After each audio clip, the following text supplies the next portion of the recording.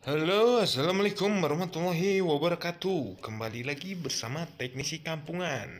Nah, kali ini saya ada handphone Redmi Note 8 yang pak charging ya, kalau bahasa Inggrisnya. Tapi kalau bahasa Jermannya ini tidak bisa, ente bisa dicas ngesi-ngesi. Kalau dicas ini nggak mengisi. Kalau 18% udah aja 18% udah diganti papan PCB bawah, udah diganti baterai. Nah, ini baterai baru tetap aja nggak bisa, malah berkurang dia jadinya. Nah, ada kesimpulan atau ada indikasi ini terjadi karena IC casnya yang rusak. Tapi sebelum kita eksekusi IC cas, alangkah baiknya kita cek tegangannya ya. Nah, buat kawan-kawan yang belum tahu cara pengecekan tegangan dari arus baterai atau arus charger, simak videonya ya. Nah, saya akan jelaskan satu persatu jalur yang ada di handphone ini. Nah, ini ada 3 titik ya. Nanti saya perjelas. Kita zoom dulu ya. Nah, di sini ada 3 titik. Ini P USB ya. Nah, ini P USB dan ini P baterai, P bat yang sering dikasih simbol P bat dan P bus ya. Nah, P bus ini masuknya dari konektor cas ya. Oke, kita lanjut ya pembahasannya. Biar kawan-kawan paham cara kerjanya, saya akan bongkar ya untuk rahasia pengecekan tegangan dari arus. Nah, ini harusnya 5 lebih ya. Nah, 5-11 volt ya, harusnya segitu ya. Nah, segini 5-11 volt. Oke. Tapi nanti kita cek ya yang di bagian bawah. Nah, ini di area P bat ya. P bat itu dia naik turun tuh. Kadang 3 volt turun, kadang 1 volt, kadang 0 ya. Ini di P bat ya, P baterai ya, yang tadi dekat konektor baterai. Nah, kita coba cabut ya. Kita akan cek ya di jalur P bus yang masuk dari tegangan dari USB ya.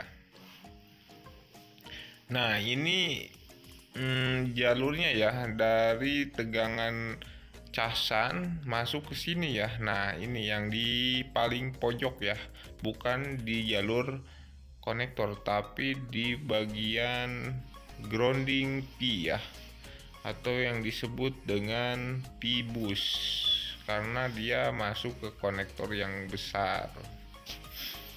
Sengaja dari pabrikan dia tidak dimasukkan ke jalur yang kecil-kecil ya, dia beda sendiri ya, punya sendiri jalur yang gede. Ini Note 8 Pro ya.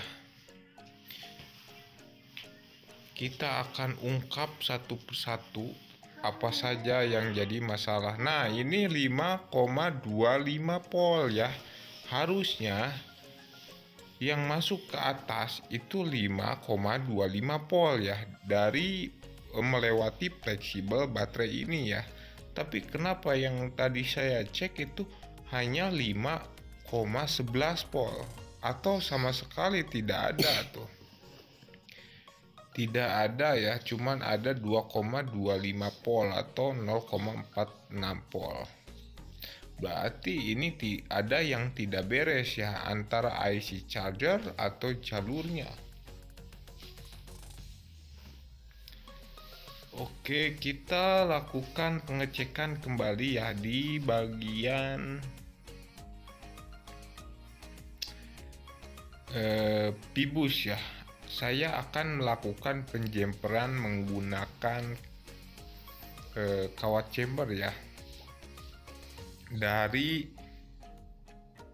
pibus yang di bawah, papan PCB bawah, melalui pibus yang mengarah ke atas ya. Bagi kawan-kawan silakan disimak ya videonya. Yang belum subscribe silakan subscribe. Yang belum masih bingung silakan ditanyakan di kolom komentar ya. Jika video ini bermanfaat silahkan dibagikan atau di share. Oke, kita sambil melakukan penjemperan dari pibus yang dari konektor tadi ya, konektor fleksibel yang sebelah kiri.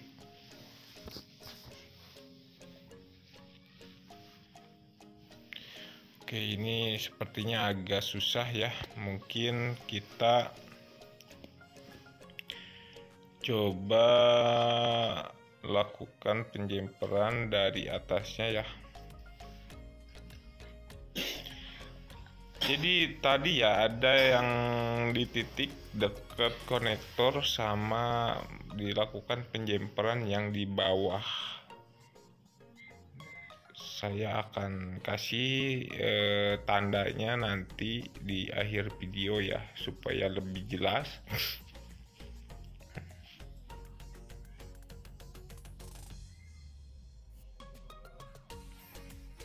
Maaf ya, untuk teknisi kampungan solder pun itu rakitan sendiri ya.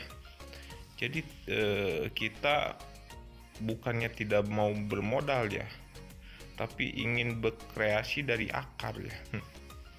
Tapi ini jangan ditiru. Kalau misalkan kawan-kawan punya modal, silakan investasikan modalnya ke alat-alat servis. Mungkin itu lebih berguna.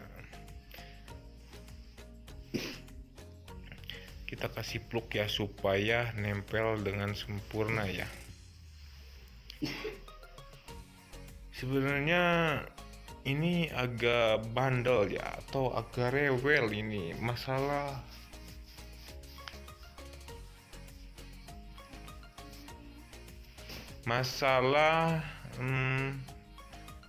charger yang tidak mau mengisi ya. Setelah kita ganti konektor, setelah kita ganti baterai, tetap saja seperti itu. Pasti semua teknisi menyangkanya ke IC charge. Nah, seperti ini ya. Saya melakukan penjemperan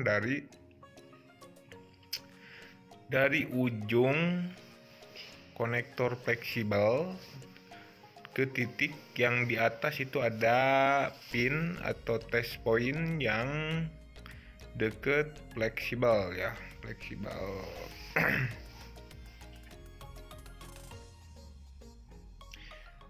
Oke, kita coba cek ya.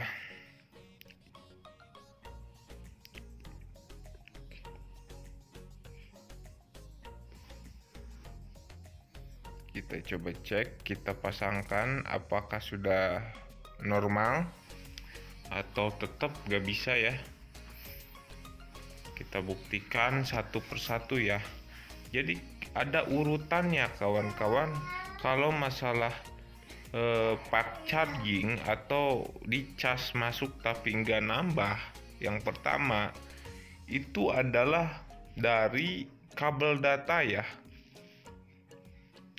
Pertama kita cek dulu kabel data. Nah, saya ukur di sini tegangan masuk ya.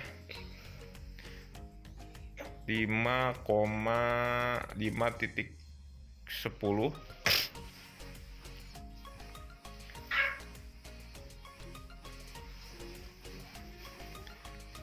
Kita pasangkan ya. Nanti juga saya akan jelaskan step by step.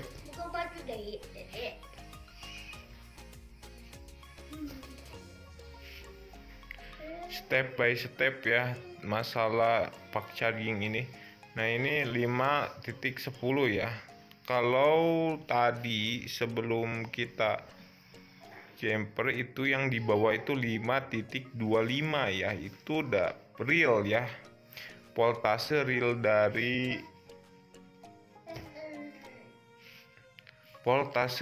dari charger handphone ya, karena chargernya menggunakan charger ori, jadi voltasenya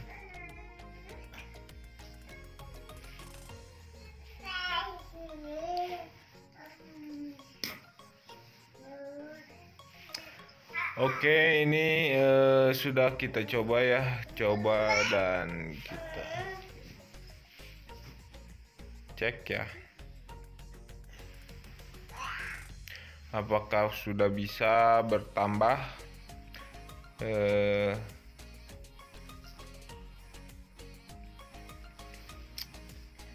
kapasitas baterainya. Nah, di sini ada masih 18%, kita tunggu dulu ya. Jadi ada step by step ya. Kalau masalah fast charging itu pertama dari kabel data. Setelah kabel data diganti masih tetap, berarti dari konektor. Setelah konektor diganti, coba cek baterai. Sel baterainya itu bisa dimasukin arus tidak, atau mentok dia seperti selang yang mampet. Kalau misalkan mampet itu nggak bakalan bisa masuk gitu kalau selnya rusak. Jadi yang ketiga itu baterai ya. Nah, yang keempat kita cek jalur satu persatu.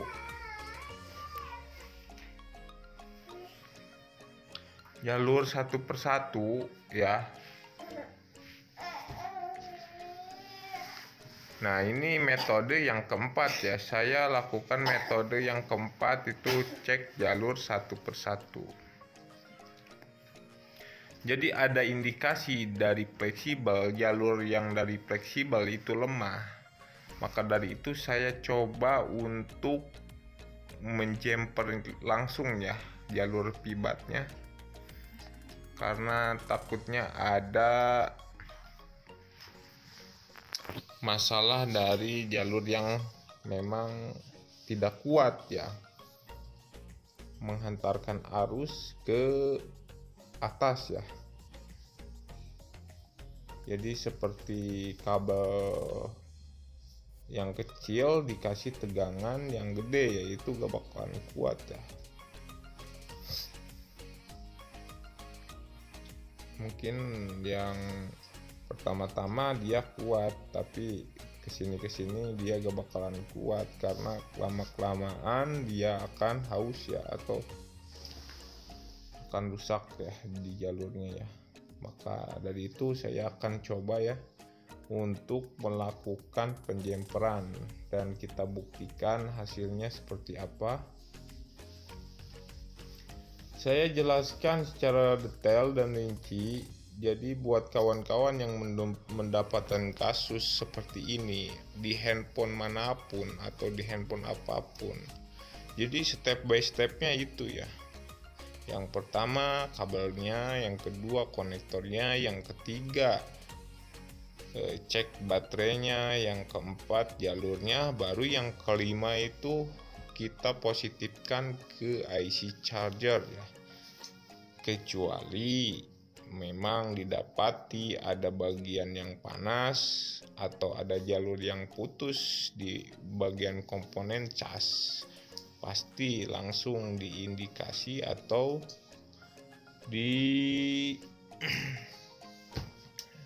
diduga itulah penyebab kerusakannya ya. Tapi ini masalahnya tidak ada ya.